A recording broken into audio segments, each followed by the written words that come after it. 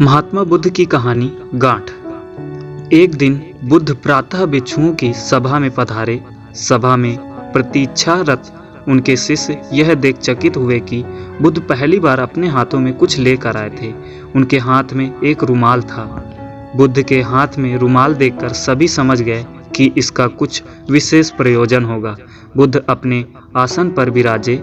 उन्होंने किसी से कुछ न कहा और रुमाल में कुछ दूरी पर 5 गांठें लगा दी। सब उपस्थित यह देख मन में सोच रहे थे कि अब बुद्ध क्या करेंगे, क्या कहेंगे। बुद्ध ने उनसे पूछा, कोई मुझे यह बता सकता है कि यह वही रुमाल है जो गांठें लगने के पहले था? सारीपुत्र ने कहा, इसका उत्तर देना कुछ कठिन है। एक तरह से देखें तो रुमाल वही है, क्योंकि इसमें कोई परिवर्तन नहीं हुआ है। दूसरी दृष्टि से देखें तो पहले इसमें 5 गांठ नहीं लगी थी, अतः यह रुमाल पहले जैसा नहीं रहा। और जहाँ तक इसकी मूल प्रकृति का प्रश्न है, वह अपरिवर्तित है। इस रुमाल का केवल बाह्य रूप ही बदला है। इसका पदार्थ और इसकी मात्रा वही है। तुम सही कहते हो सारीपुत्र, बुद्ध ने कहा। अब मैं इन गांठों को खोल देता हूँ। यह कहकर बुद्ध रुमाल के दोनों सिरों को एक दूसरे से दूर खींचने लगे।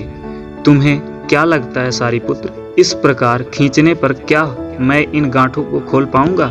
नहीं तथागत, इस प्रकार तो आप इन गांठों को और अधिक सघन और सूक्ष्म बना देंगे और ये कभी नहीं खुलेंगे। सारीपुत्र ने कहा।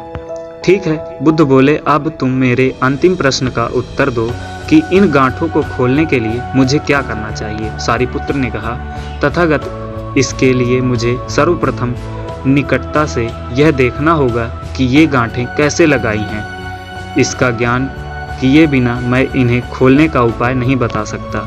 तुम सत्य कहते हो सारीपुत्र, तुम धन्य हो, क्योंकि यही जानना सबसे आवश्यक है। आधारभूत प्रश्न यही है, जिस समस्या में तुम पड़े हो उससे बाहर निकलने के लिए यह जानना जरूरी है कि तुम उससे ग्रस्त क्यों कर हुए हो।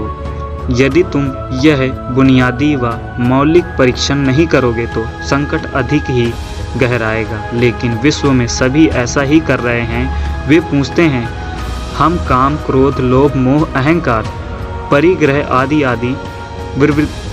वृत्तियों से बाहर कैसे निकलें, लेकिन नहीं पूछते कि हम इन वृत्तियों में कैसे पड़े।